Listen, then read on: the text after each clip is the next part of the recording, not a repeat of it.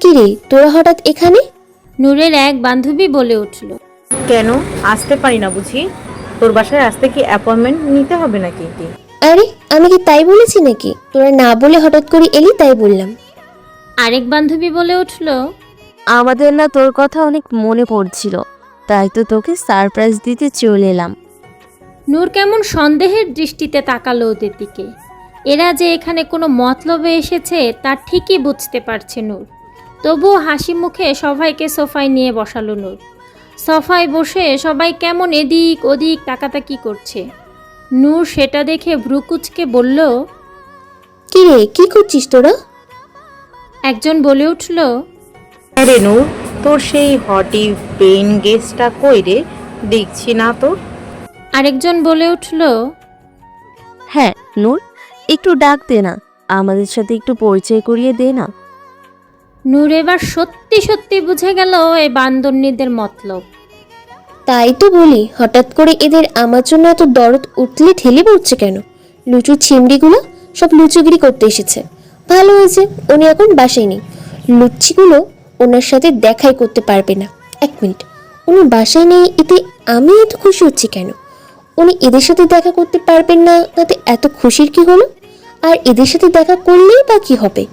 উনি এদের সাথে দেখা করুক আর যা খুশি তাই করুক, তাতে আমার কি? আমার ওপর এত এফেক্ট হচ্ছে কেন?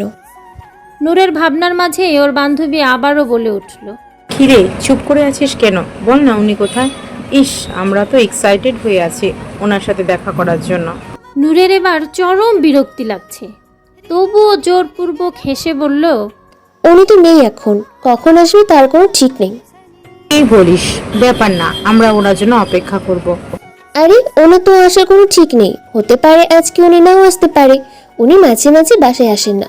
তোরা কতক্ষণ অপেক্ষা করবি, তাই না? আরে এটা কোনো ব্যাপার হলো? আমরা ওনার জন্য অপেক্ষা করব, ততক্ষণ না হয় তোর সাথে একটু আড্ডা দিই। নূর দাঁতে দাঁত চেপে জোরপূর্বক হাসার চেষ্টা করে বলল, হ্যাঁ হ্যাঁ, কেন নয়, তোরা বয়, আমি তোদের জন্য চা নাস্তা নিয়ে আসছি। কথাটা বলে নূর উঠে কিচেনের দিকে গেল। যেতে যেতে চেহারায় বিরক্তির ছাপ ভেসে উঠল। একটু পরে নূর সবার জন্য নুডলস করে নিয়ে এলো। ট্রেটা টেবিলের উপর রাখতেই হঠাৎ কলিং বেল বেজে উঠল। নূর এগিয়ে গেল দরজা খুলতে।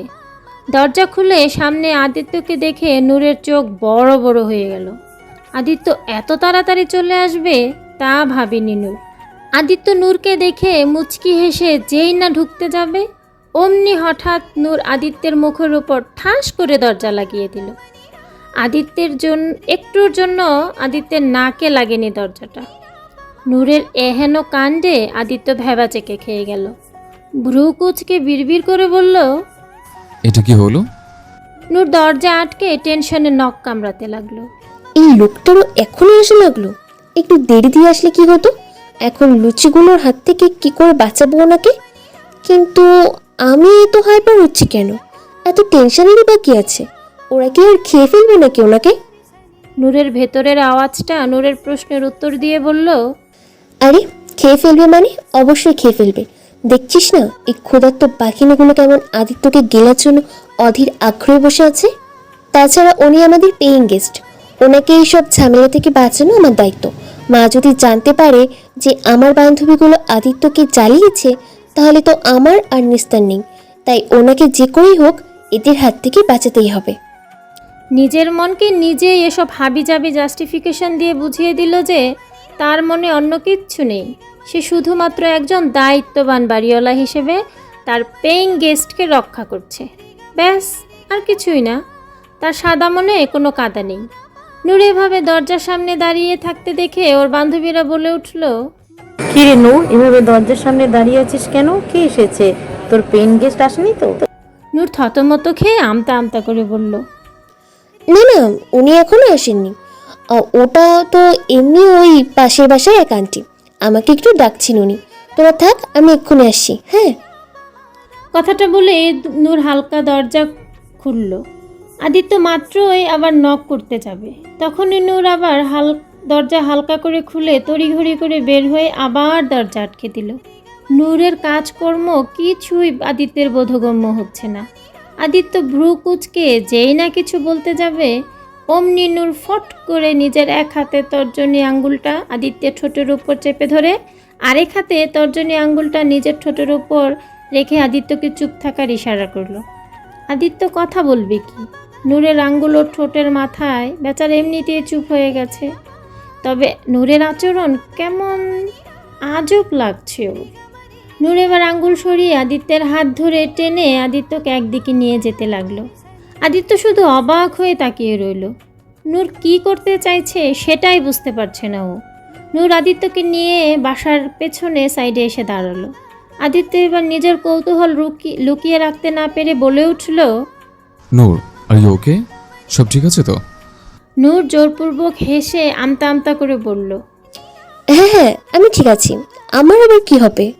তাহলে এমন আজব বিহেভ কেন করছো? আর আমাকে এখানে নিয়ে এলে কেন? নূর কি বলবে এবার ভেবে পাচ্ছে না। কোনো কিছু না পেয়ে বোকার মতো বলে উঠল, কেন আবার আপনাকে এই জায়গাটাই দেখাতে? আরে আপনি তো আমাদের বাসার পেছনের সাইডটা দেখেননি, তাই আপনাকে দেখাতে নিয়ে এলাম। ভালো করে দেখুন, সুন্দর না জায়গাটা? আদিত্য যেন তবদা খেয়ে গেল। বাসার পেছন সাইডে পরিত্যক্ত এমন একটা জায়গায় নূর সৌন্দর্যের কি পেল তাই ভেবে পাচ্ছে না আদিত্য। আদিত্য ভ্রুকুচকে বলল, এখানে সুন্দর বলতে কি দেখতে পাচ্ছ তুমি? নূর আবারও কোনো কিছু না পেয়ে বোকার মতো বলে উঠল, কেন, এই যে দেখুন কত সুন্দর স্যানিটারি পাইপ। এমন পাইপ কখনো দেখেছেন আপনি? এত বছর ধরে আমাদের সাথে আছে, তবুও এখনো ক্লান্ত হয়ে পেটে যায়নি। কত মজবুত দেখেছেন? কালারটাও কত সুন্দর, তাই না? আমি তো ভেবেছি এই পাইপের সাথে ম্যাচ করে কয়েকটা জামা বানাবো, ভালো হবে না বলেন? নূর হড়বড়িয়ে বোকার মতো কি বলে যাচ্ছে ও নিজেই জানে না। আদিত্য বেচারা ভয়ে শুকনো ঢোক গিলল। ওর এঞ্জেলটাকে এবার সত্যি সত্যি পাগল হয়ে গেল নাকি? কি সব আবোল তাবোল কথা বলছে। এমন হলে কি করবে ও? আদিত্য নূরের কপালে হাত রেখে ওর টেম্পারেচার চেক করে চিন্তিত স্বরে বলল, নূর, তোমার শরীর ঠিক আছে? এভাবে আবল তাবল কথা বলছো কেন? তুমি তোমার মেডিসিনগুলো ঠিক মতো নিচ্ছ তো? নূর আবারও মেকি হেসে বলল, আরে আমার আবার কি হবে? বললাম তো আমি ঠিক আছি। না, তুমি ঠিক নেই। তুমি চলো, তোমার চেক আপ করাতে হবে। কথাটা বলে আদিত্য নূরের হাত ধরে ওখান থেকে নিয়ে আসতে লাগলো। নূর আদিত্যকে থামতে বলছে, কিন্তু আদিত্য কোনো কথাই শুনছে না। নূর পড়ে গেছে এক মহা ঝামেলায়। এবার ওই লুচিগুলো দেখে ফেললে কি হবে আল্লাহই জানে। আদিত্য নূরকে নিয়ে দরজার সামনে আসতে নূর আবারও বলে উঠল, আরে আমার কথাটা তো শুনুন। সরি।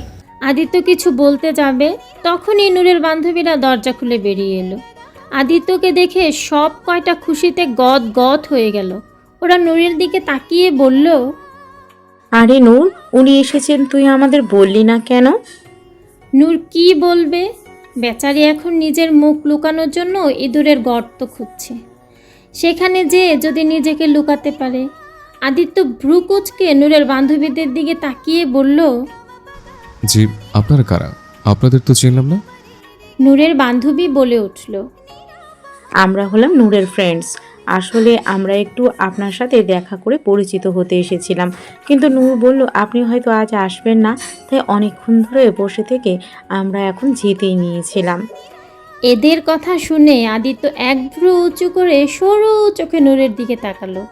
আর সেটা দেখে নূর অন্যদিকে ঘাড় ঘুরিয়ে মাথা চুলকাতে লাগলো। বেচারি এখন কোন কোনায় গিয়ে লুকাবে সেই জায়গাটা খুঁজছে। আদিত্যের কাছে এবার আসল ব্যাপারটা ক্লিয়ার হয়ে গেল। নূরের এতক্ষণ ধরে এসব পাগলামির কারণ বুঝে গেল আদিত্য। তার এঞ্জেলটা যে জেলাস হয়ে এসব করছে কথাটা ভেবে আদিত্য মনে মনে হাসলো। আব আয়েগা মজা। আদিত্য বাঁকা হাসি দিয়ে নূরের বান্ধবীদের দিকে তাকিয়ে অমায়িকভাবে বলল, আরে আরে, আপনারা এইভাবে চলে যাচ্ছেন কেন?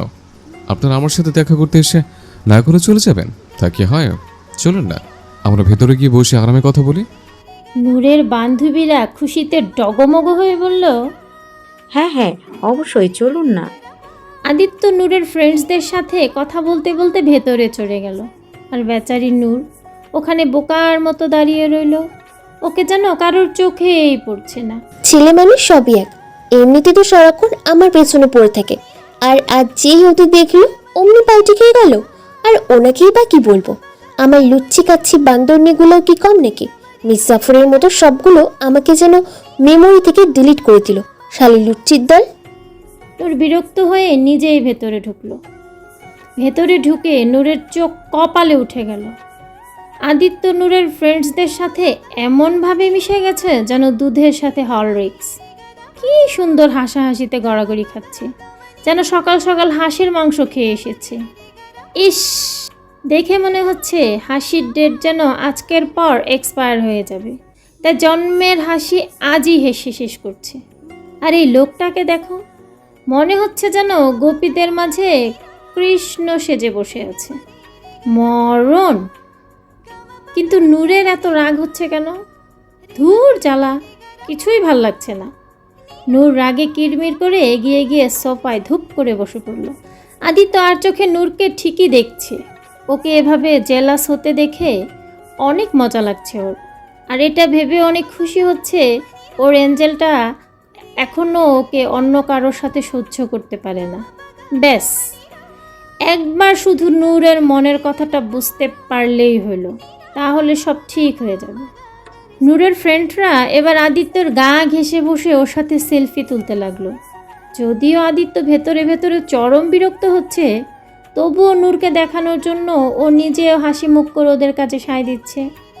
ওদের এসব কাণ্ড কারখানা দেখে নূরের রাগের অগ্নিকাণ্ডে আরও ঘি ঢেলে দিল। নূরের ইচ্ছা করছে সব কয়টার মাথায় আগুন ধরিয়ে দিতে।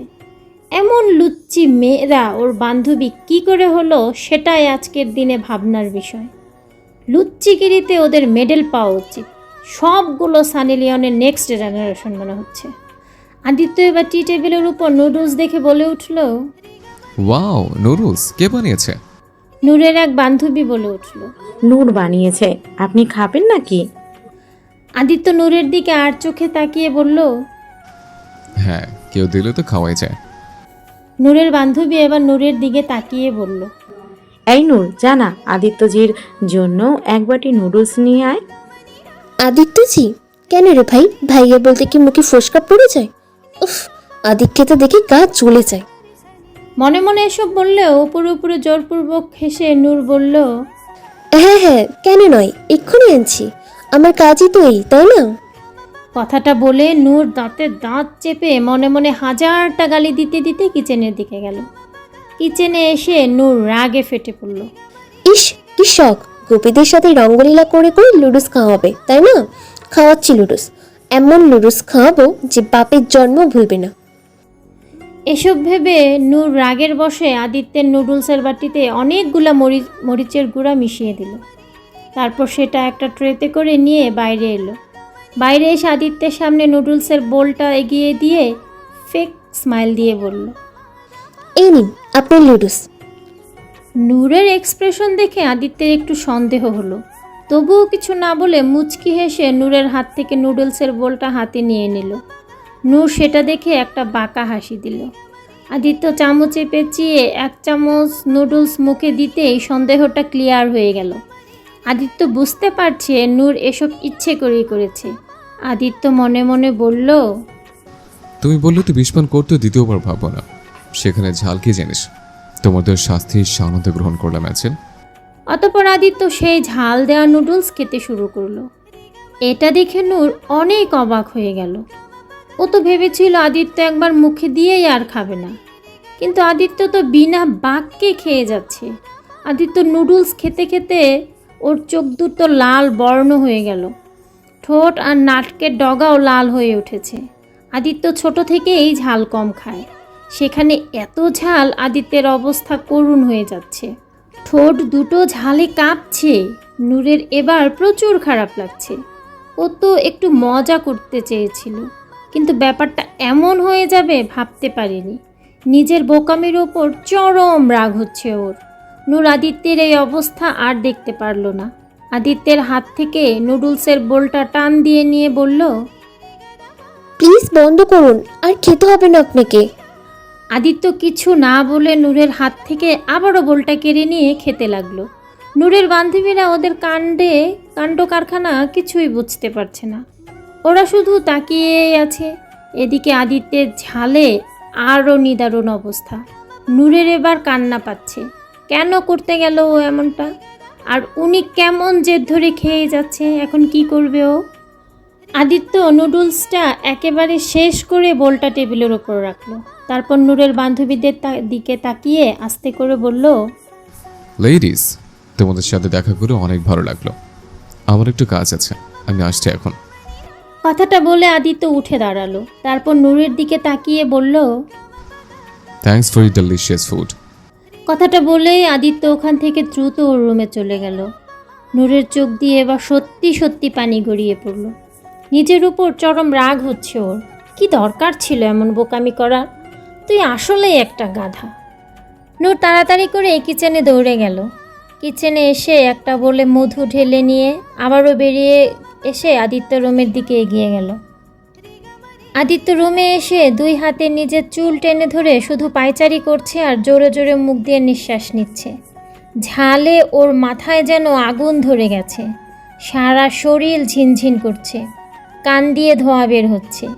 ইচ্ছে করছে সব কিছু ভেঙে চুরে ফেলতে। ওকে দেখে মনে হচ্ছে ওর সামনে যে আসবে তাকেই ও ধ্বংস করে ফেলবে।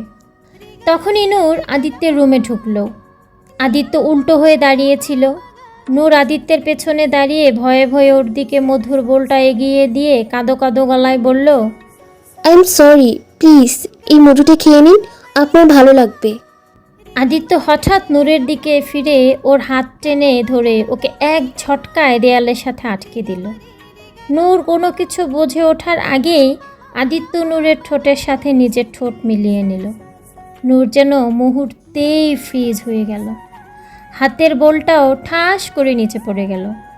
আদিত্য নূরের দুই হাতের আঙ্গুলের ভেতর দিয়ে নিজের দুই হাতের আঙ্গুল ঢুকিয়ে নূরের হাত দুটো দেয়ালের সাথে চেপে ধরে নূরের অধর সুধা পান করতে লাগলো। নিজের ঝালে নিবারণ করছে নূরের ঠোঁটের মধু দিয়ে। নূর চোখ বন্ধ করে আছে। শরীর অসম্ভব কাঁপছে ওর। হৃদস্পন্দনের গতি অস্বাভাবিকভাবে বাড়ছে। নূর চেয়েও কেন যেন আদিত্যকে সরিয়ে দিতে পারছে না। কেমন যেন হারিয়ে যাচ্ছে ও।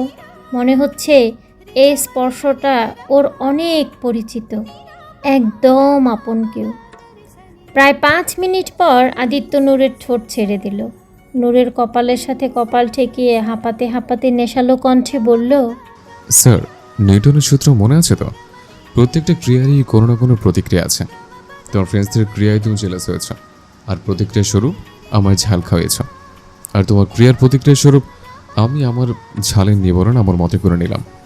তোমার আনো ওই মধু দিয়ে আমার কিচ্ছু হতো না। আমার তো এক্সট্রা পাওয়ারফুল মধু দরকার ছিল, যে মধু খাওয়ার সাথে সাথে একদম ইনস্ট্যান্ট কাজ করে। আদিত্য এবার নূরের কানের কাছে মুখ নিয়ে স্লো ভয়েসে বলল, বাই দ্য ওয়ে, আজকে ক্রিয়া প্রতিক্রিয়া খেলায় কিন্তু শেষে আমি সবচেয়ে লাভবান হয়েছে। তুমি রোজ এমন ক্রিয়া করো আর আমি রোজ এমন প্রতিক্রিয়া করে যাব। নূরা সহ্য করতে পারল না। আদিত্যকে হালকা ধাক্কা দিয়ে সরিয়ে দিয়ে দৌড়ে রুম থেকে বেরিয়ে গেল। আর আদিত্য পেছন থেকে ঠোঁট কামড়ে হাসল। ভার্সিটির মাঠের পাশে গাছের নিচে বসে আছে নূর। এমনি এমনি বসে নেই, কারোর জন্য অপেক্ষা করছে ও। আসলে আজকে হিস্ট্রি প্রফেসর ওদের সবাইকে একটা প্রজেক্ট দিয়েছে। প্রজেক্টটা দুজনে মিলে করতে হবে। সবাইকে 4th ইয়ারের একজন সিনিয়রের সাথে এই প্রজেক্ট করতে হবে। কার সাথে কার পেয়ার হবে সেটাও প্রফেসর ডিসাইড করে দিয়েছে। নূর কার সাথে পেয়ার হয়েছে সে তা জানে না, তাই সে এখানে বসে আছে। প্রফেসর বলেছে ওর যার সাথে পেয়ার হয়েছে সে নাকি এখানেই দেখা করবে। অনেকক্ষণ ধরে বসে থেকে নূর বিরক্ত হয়ে গেছে।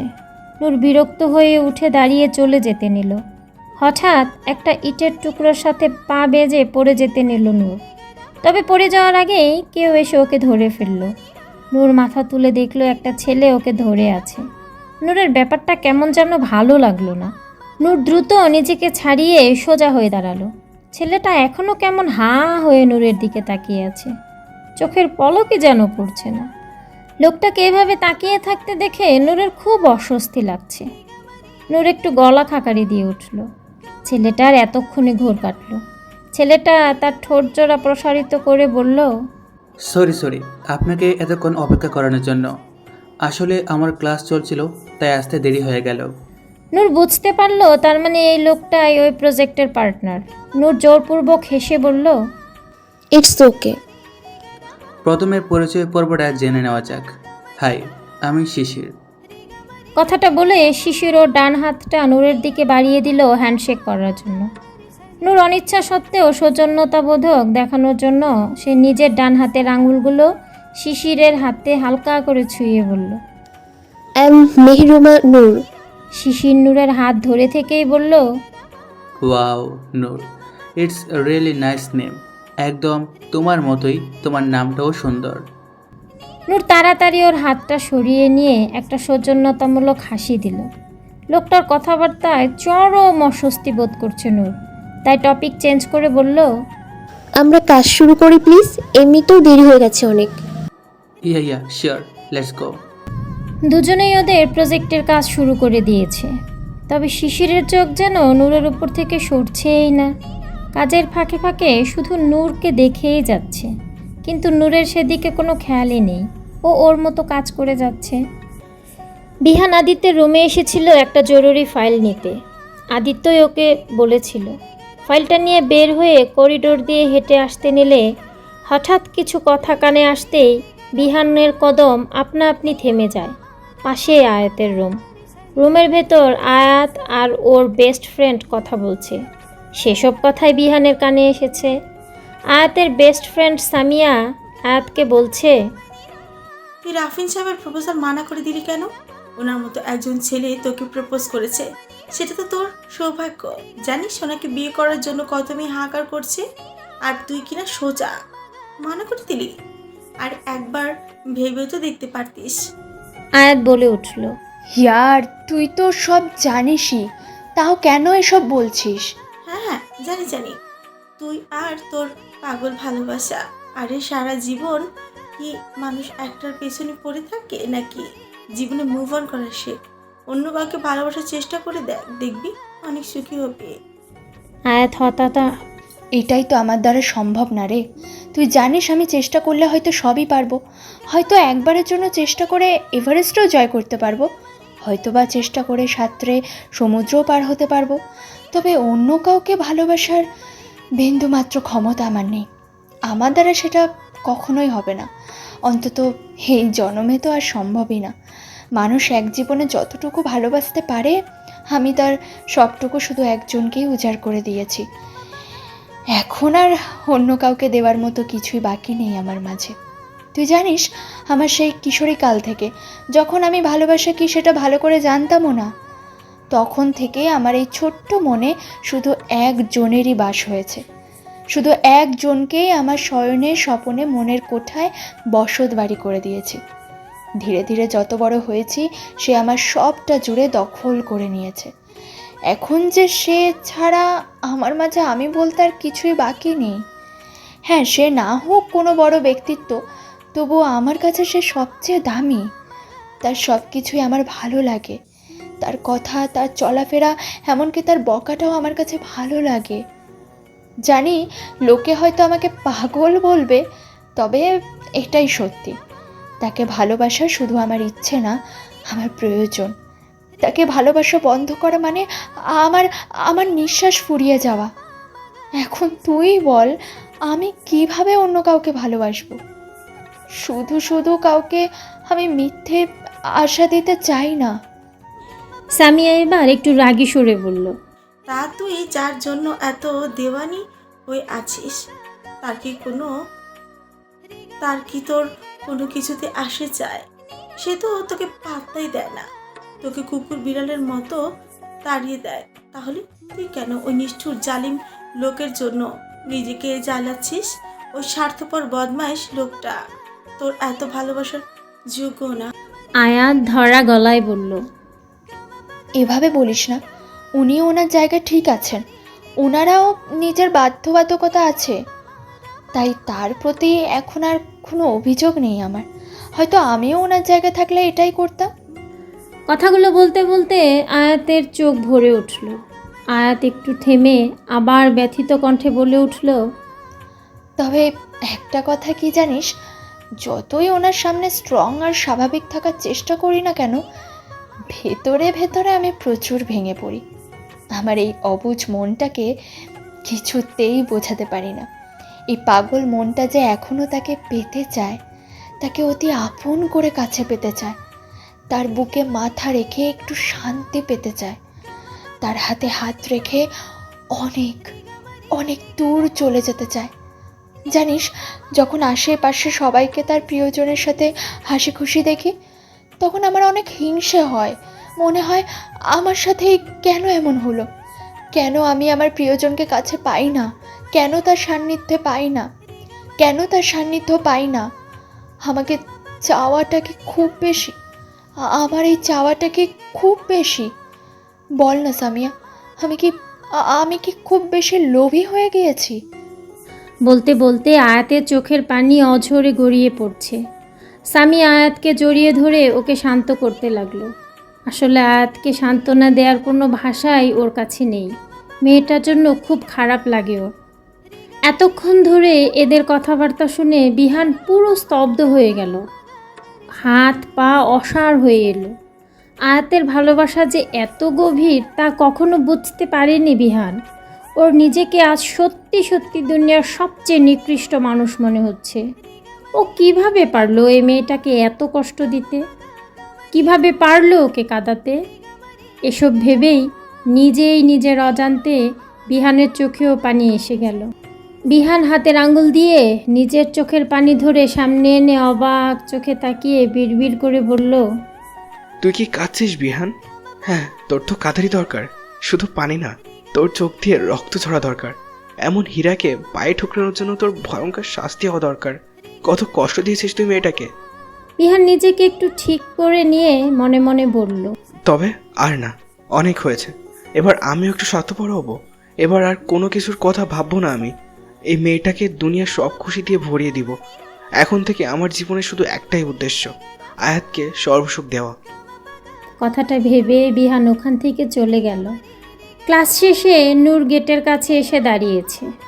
আদিত্য প্রায় সময়ই ওকে নিতে আসে, আর নূর না মানলেও মনে মনে ও নিজেও আদিত্যের অপেক্ষা করে।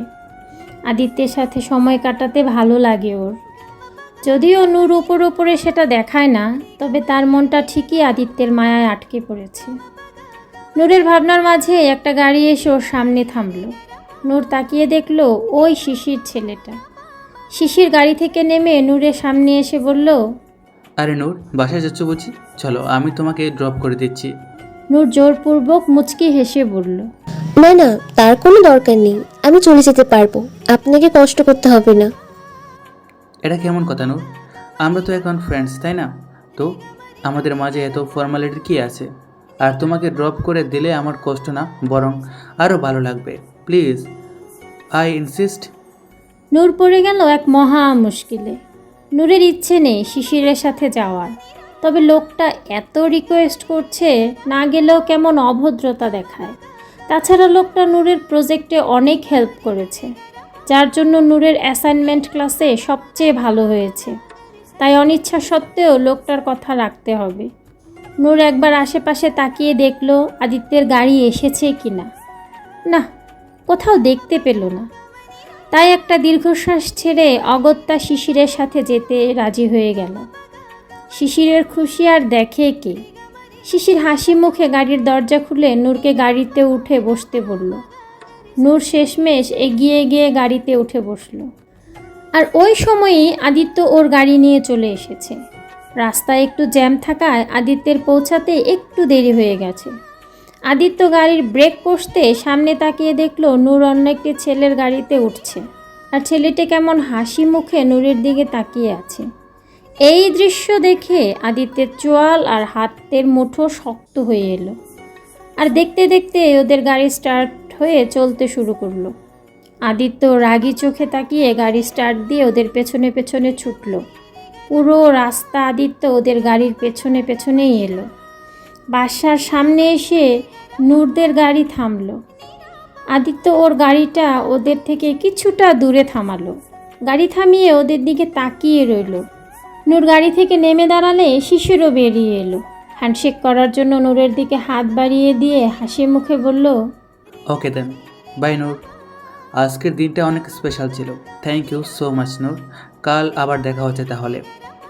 নূর অনিচ্ছা সত্ত্বেও ভদ্রতার খাতিরে শিশিরের হাতে হালকা হাত ছোঁয়ালো। তারপর শিশির চলে গেল আর নূরও ভেতরে গেল। আর আদিত্য শুধু রাগে ফেটে যাচ্ছে। আদিত্য ওর এক লোককে ফোন করে বলল, শোনো, আমি তোমাকে একটা গাড়ির নাম্বার বলছি। এই গাড়ির মালিকের সব ডিটেলস চাই আমার আজকের ভেতরে। কথাটা বলে আদিত্য ফোনটা কেটে দিয়ে একটু পরে সেও বাসার ভেতরে ঢুকলো। নিজের রুমে এসে আদিত্য যেন কিছুতেই শান্ত করতে পারছে না নিজেকে। কেমন অস্থির অস্থির লাগছে ওর। সব কিছু ভেঙে গুড়িয়ে দিতে ইচ্ছা করছে। আদিত্যের তখন বিহানের বলা কথাটা মনে পড়ল। আদি, নূরের জীবনে যদি অন্য কেউ চলে আসে আর নূরের যদি তাকে ভালো লেগে যায় তাহলে কি করবি তুই? না না, কখনোই না। নূর শুধু আমার, শুধুই আমার। ওর জীবন আসে তো দূরে থাক। ওর দিকে চোখ তুলে তাকানোর অধিকার কারণেই, কারণ না। আর যে চোখ ওর দিকে তাকাবে তাকে দুনিয়ার আলো থেকে বঞ্চিত করে দেবো আমি।